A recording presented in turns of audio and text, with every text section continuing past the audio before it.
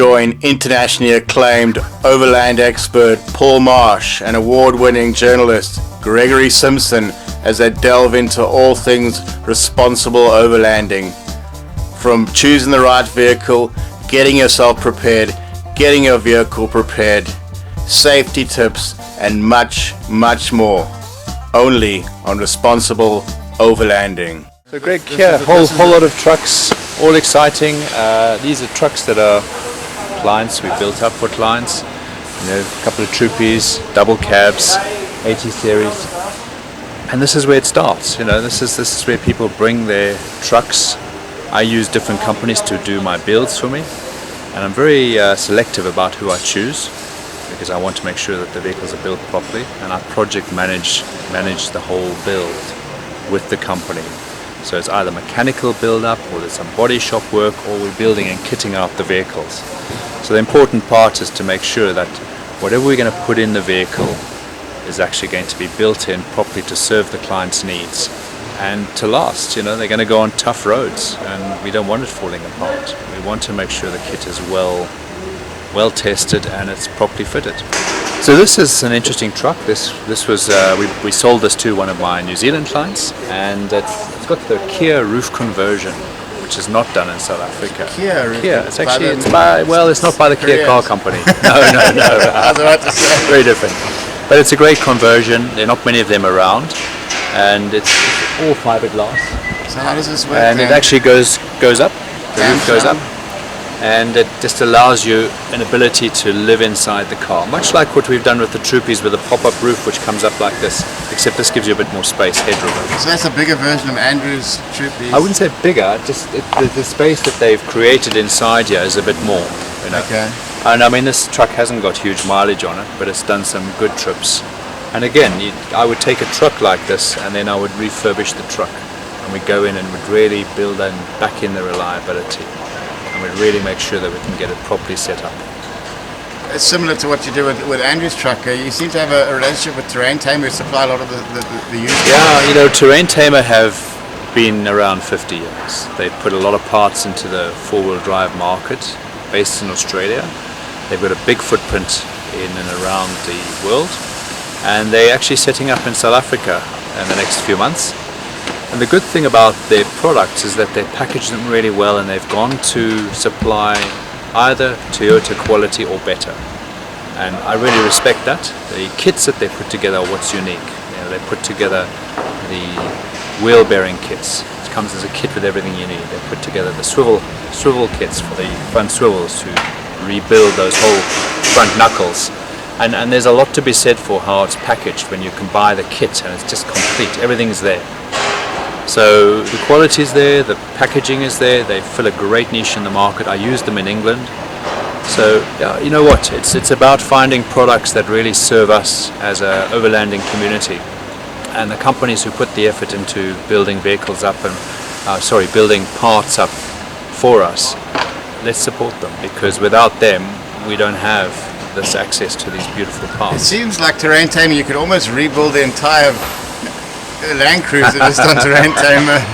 Yeah, they do. They have. I mean, they've gone big. They're not a small company. They are massive.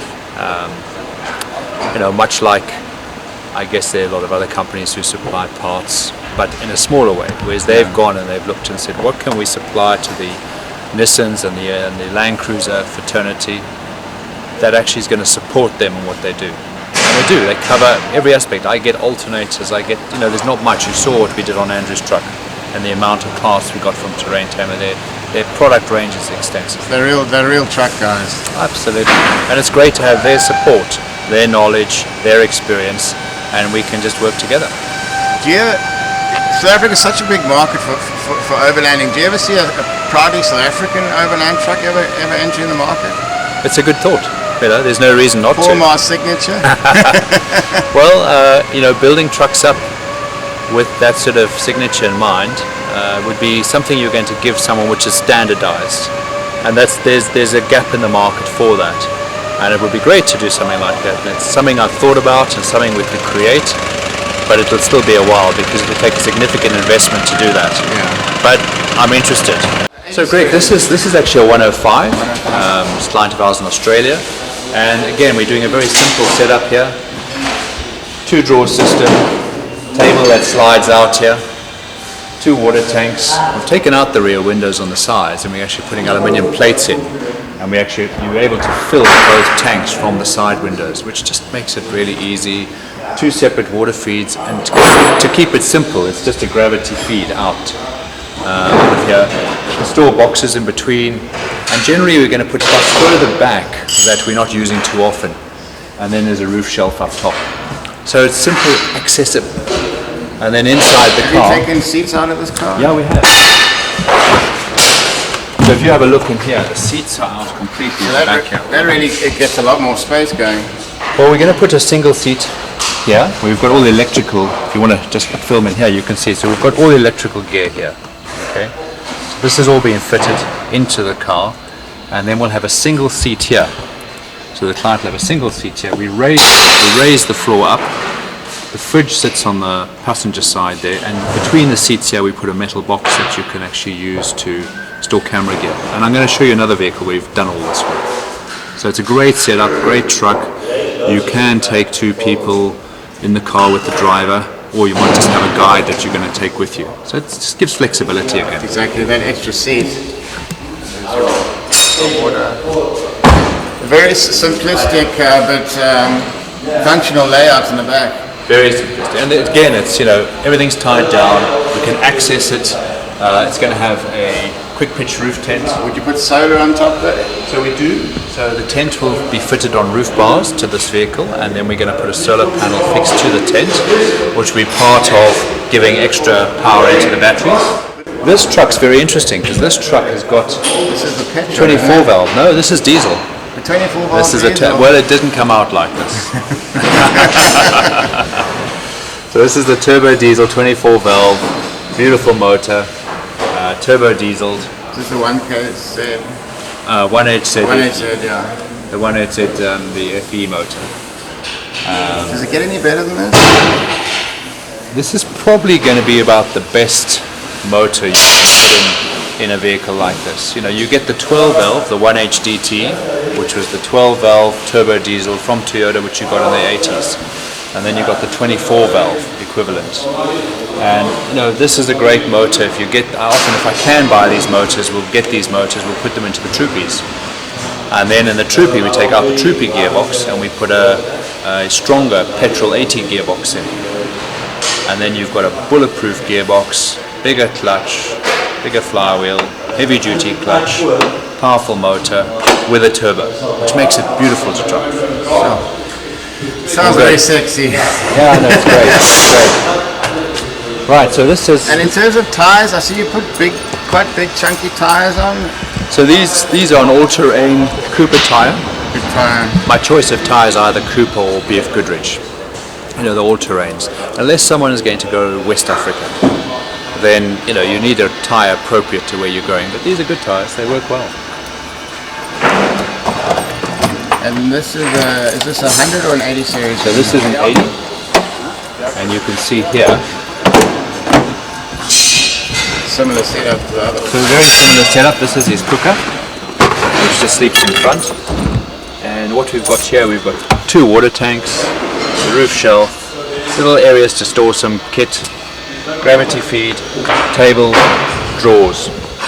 Nice heavy duty drawers, yeah. Yeah, these pull out, nice strong drawers. And then on this one, because it's got the 2 rear doors, we're able to put drop down tables. Really cool. And then if you see, on these ones we've taken all the windows out. Yeah. This one we've left the windows in, we've just put wooden boards here. And this is going to be canvas pockets here. So that's all going to be drop-in canvas for using that space. This is dead space, and they can use this space. Have bags there and stuff. Yeah.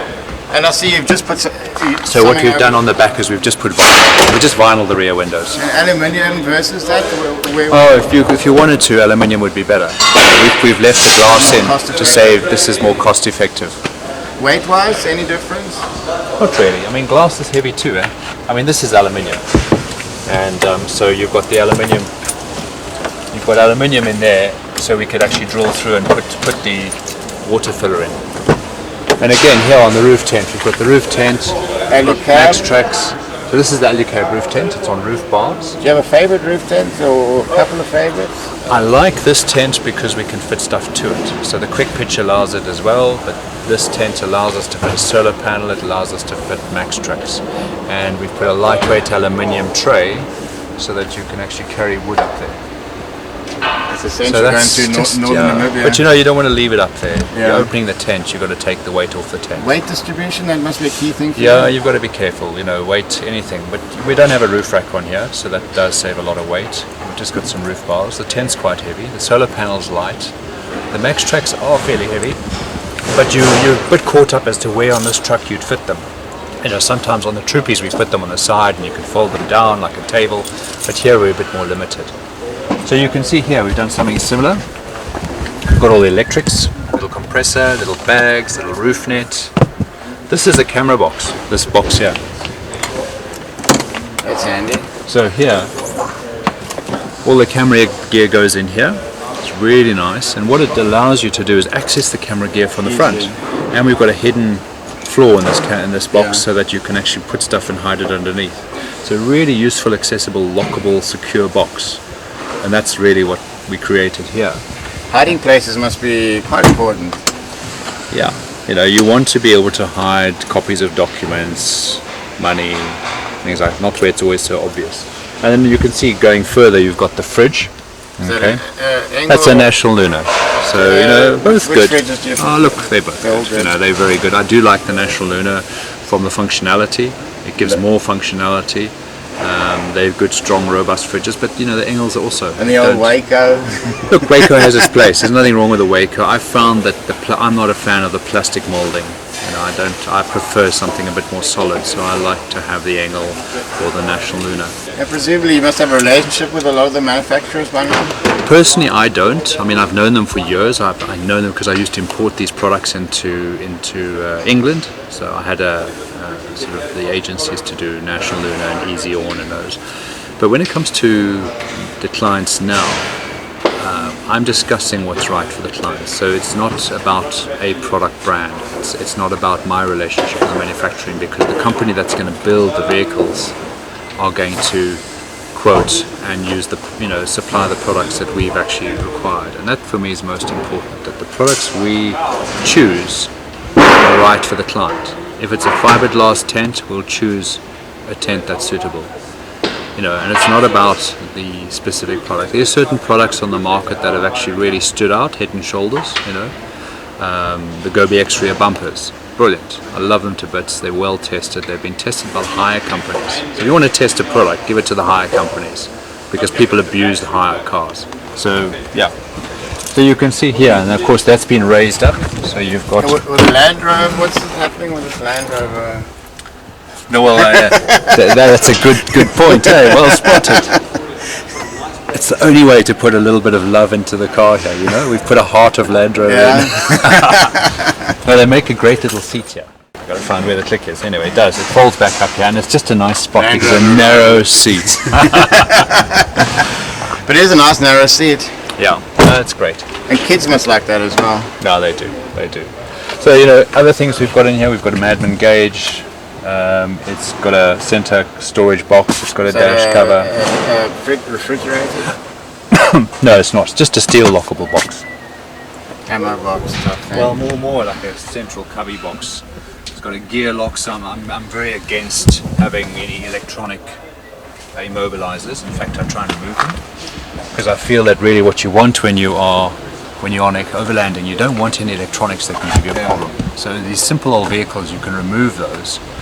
If you need it for insurance purposes while you've got it in town, then have it connected. But when you're on overland, long distance trips, you don't really want an immobilizer. You know, the elephant coming towards you and you're fumbling with your immobilizer?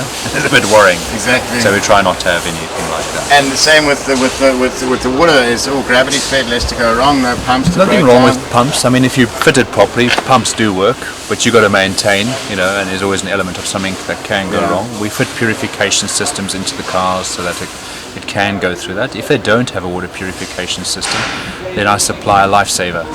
So Lifesaver is a jerry can style purifier. Works really well. It's simple. Again, it's pressure driven. You pump it up, it forces the water through a filter. It's a good bit of kit. I noticed one aftermarket thing that's essential on these old cars is 2 cup holders. Yeah, so you'll see there's on the cubby box there's actually two holders as well. Okay, they're great as well. That's essential. And that's nicely made. That often flasks, and then water. You need water, and people don't drink enough water when they're traveling. So I'm always saying you gotta rehydrate. So make sure it's accessible. So that's important. You can sweat bullets in the desert. You can. You're absolutely right.